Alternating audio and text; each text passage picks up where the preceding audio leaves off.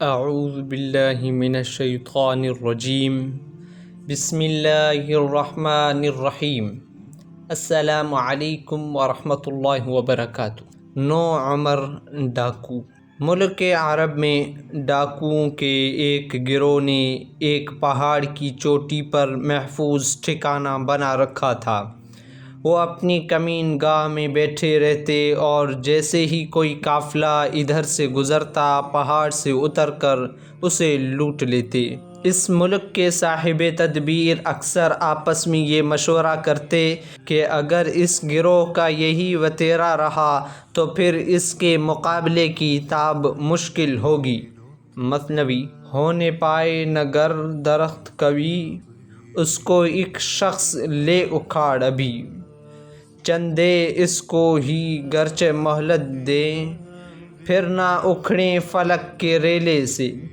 ایک چشمہ مہانے کو جس کے بیلچہ لے کے بند کر دیجئے، پھر جو پانی اس میں جائے بھر، ہوگا مشکل گزار ہاتھی پر۔ ڈاکوؤں کا یہ ٹھکانہ کچھ ایسا محفوظ تھا کہ انہیں پکڑنے کی کوئی بھی کوشش کامیاب نہ ہوتی۔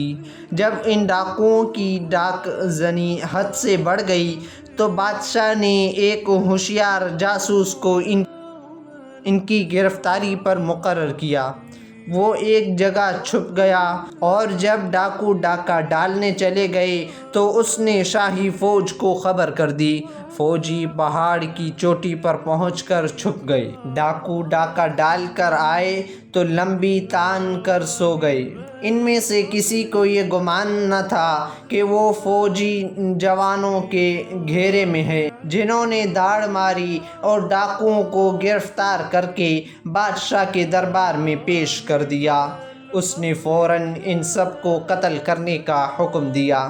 ان ڈاکوؤں میں ایک نوعمر ڈاکو بھی تھا۔ بادشاہ کے ایک وزیر کو اس پر بڑا ترس آیا۔ اس نے چاہا کہ کتنا اچھا ہو اگر اس نوجوان کی جان بچ جائے۔ وزیر نے رحم دلی کے جذبے میں بادشاہ سے سفارش کی کہ حضور والا اس نوجوان پر رحم کھائیں، اور اس نے ابھی دنیا میں دیکھا ہی کیا ہے۔ اچھی تعلیم و تربیت سے ایک انسان اچھا سا بن سکتا ہے۔ بادشاہ کو اپنے وزیر کی یہ بات پسند نہ آئی۔ اس نے کہا، تعلیم و تربیت سے انسان کی فطرت نہیں بدلا کرتی۔ یہ خطرناک ڈاکوؤں کے گروہ میں شامل تھا، اس لیے ڈاکوؤں کے ساتھ اسے بھی قتل کر دیا جائے۔ یہ کہاں کی عقل مندی ہے کہ آگ بجھائیں اور انگارے چھوڑ دیں، سانپ کو ماریں اور سنپولے چھوڑ دیں۔ لیکن موقع پا کر ایک بار پھر نوجوان کی سفارش کی۔ جہاں پناہ اس میں شک نہیں کہ اس نوجوان کی عادتیں اچھی نہیں، مگر یہ بری عادتیں اس نے برے لوگوں سے سیکھی ہیں۔